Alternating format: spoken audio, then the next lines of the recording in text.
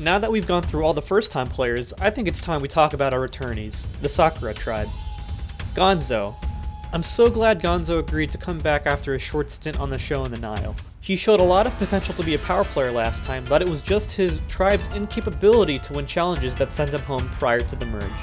I think a lot of fans will want to see Gonzo go far and make the merge, and I wouldn't be surprised if some of the players, new and old, share that sentiment and are rooting to help Gonzo make the merge this time. Hopefully Gonzo can capitalize on that sentiment. I think about my vote off so often. It haunts me. I just need to prove that I have what it takes to come here and play a solid game and make it to the merge, make it to the jury, and win the game. Chris Blue. He was a big reason on why moves happened the way they did at the merge of the Nile. He was always willing to help the Minority Alliance to flip the game, and he knows how to say the right thing to the right audience in this game to be in good with everyone. However, will his reputation scare people into not wanting to work with him, now that we've seen the tricks up his sleeve like in the Nile? You may remember me as the loudmouthed, irrational homosexual who complained about the children on the cast. Regardless, I've been dragged out of my cave at gunpoint to entertain the masses once again. I didn't come back here to starve, and be miserable to not win this game. If I can get my foot in the door with these people, like, bitch, it's over. Timmy. Out of everyone who played in Caribbean, I think it's safe to say Tim had the least opportunity to escape a vote. The swiftness of the double elimination night at the Final 8 gave Tim no room to campaign for his spot in the game, and it sent him home that night. I'm glad Tim's getting another chance to play again because he feels he's carrying the torch for the Caribbean's tarnished reputation, and he wants to finish telling the story that he didn't get to complete in Caribbean. He's also well connected with old alumni in this game, so I wouldn't be surprised if he calls upon those relationships to help him in the game. I'm here because there's nobody out there that got more attached to this series as a whole. I carried the torch for the fucking Caribbean season as a whole for years. I'm the only one still out there, still actively talking about it, and still actively defending it, and still actively saying that I'm proud of playing on that season. All the other ones, they moved on. I'm here, and I bring to the table the fucking passion and the determination that nobody else had from that season. And I'm going to show every single person here that it wasn't a fluke. And I'm going to show them what happens when I don't get screwed. Kage. He's back again to stir up some chaos and create drama when he can. His gameplay will probably be just as explosive as it was in the Caribbean, and he knows he's living on borrowed time this season. I think it would be downright hilarious if he survives a couple rounds into the season, and then people will say no one's gonna vote for him in the end, and gets to the end again.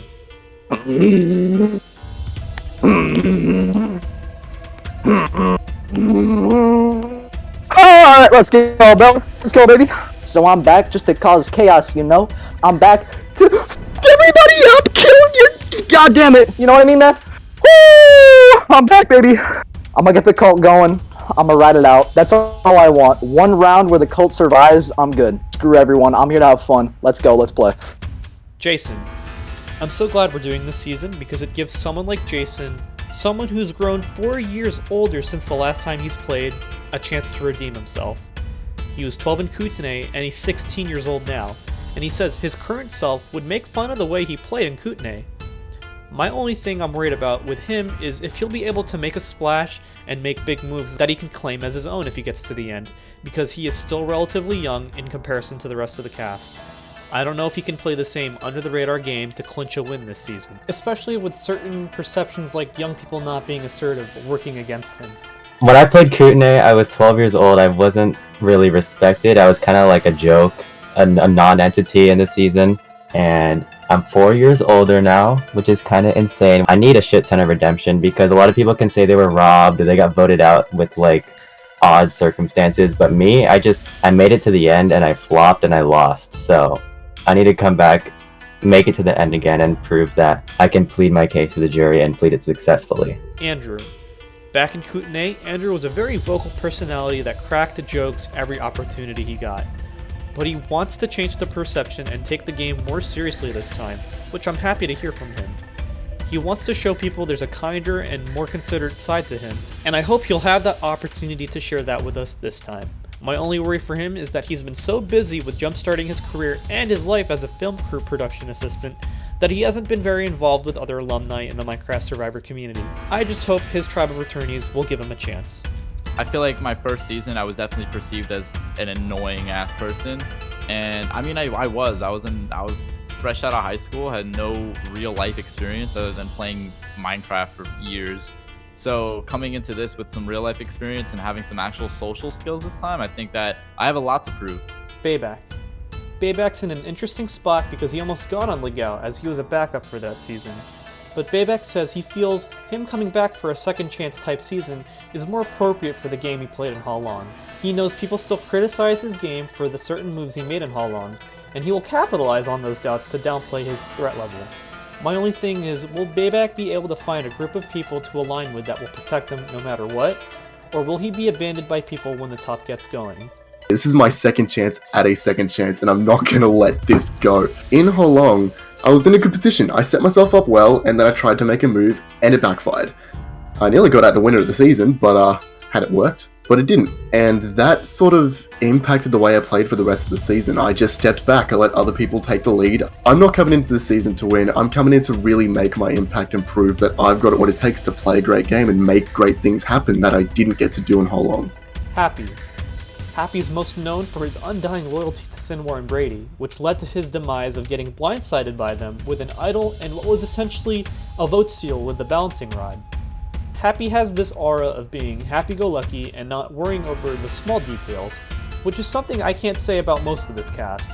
He's not going to have the same pressures of performing well that most of this cast is going to be putting on themselves, and in that right, Happy will be able to forgive himself for making a move that doesn't go his way.